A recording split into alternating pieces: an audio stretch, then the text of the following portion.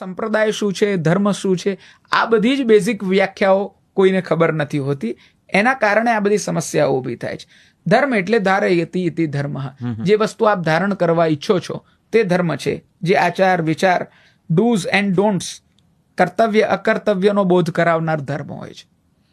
સંપ્રદાય એટલે કે સમ્યક પ્રકારેણ દીયતે, જે સમ્યક પ્રકારથી ચાલતી આવતી પરંપરા છે. એટલે કે દીયતે એટલે કે દાન આપવું.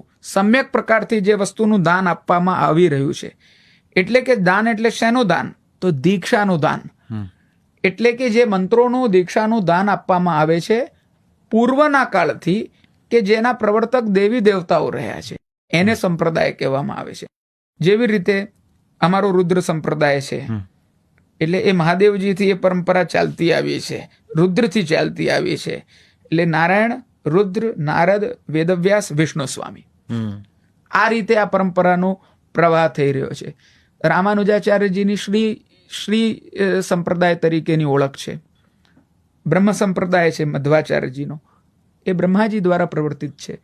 આ રીતે બધા સંપ્રદાયોના પ્રવર્તક, જે મૂળ વૈદિક સંપ્રદાયો છે, તેમના પ્રવર્તક જે છે તે દેવી દેવતાઓ સ્વયં રહ્યા છે.